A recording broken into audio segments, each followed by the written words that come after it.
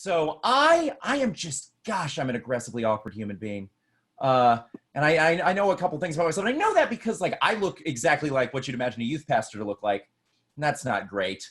It's just weird when people assume that you're coming up to them to talk to them about Jesus. You have no intention to do so.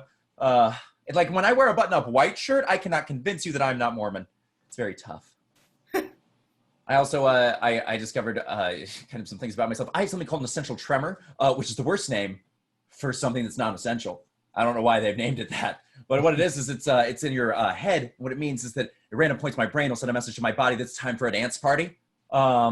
It's not cute. It's not desirable, if I'm honest with you. And so, but here's the thing. I went to the doctor because I was like, I better figure out what this is. And the doctor goes, well, we got 3 solutions for you. And I was like, oh, do tell. I love a little trifecta. And I talked to the doctor, and the doctor's like, most people that have this develop an alcohol problem.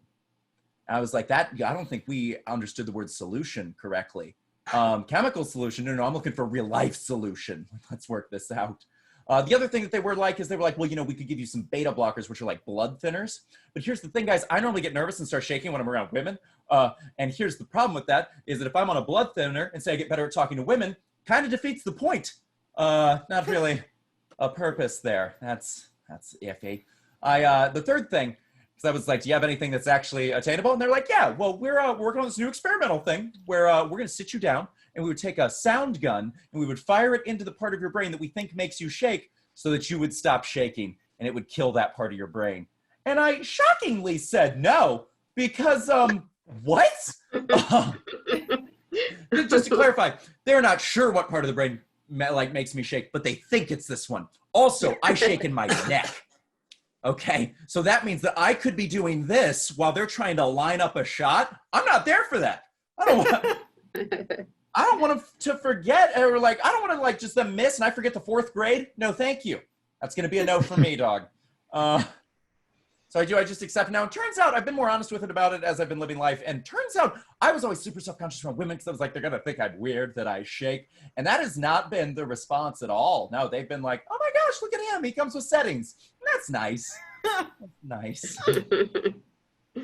I've been mistaken for a lot of things in my life. The weirdest thing I've been mistaken for is a gang member. Yeah, that doesn't make any sense whatsoever. But it really actually did happen. And I was as shocked as you all are now about how that happened to me. But because here's the thing, like a shark or a jet, oh, for sure. But like a real gang member, not a chance.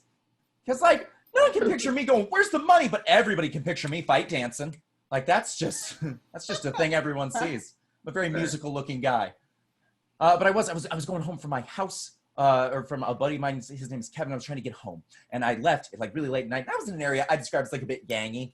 A lot of community efforts going there. And so I'm just walking home, and the 3 dudes who are all wearing blue are catty cornered from me, and they yell out to me, "Yo, Saber, what's up?" And I turn around to look for Saber because I think we can all take a look at me and understand that I have not earned the moniker Saber. It's not a thing I do. And so I turned around to look at the guy who I'm sure was going to mug me. And no one was there. And that was shocking but pleasant. And then I turned back to them and they go, "Yo, man, you." And I went, no. Because I didn't want to be there when they figured out that I was, in fact, not Saber. So I ran to my car. And when I got to my car, I started thinking, there's a guy out there that looks like me that's in a gang. What could he possibly do for the gang? I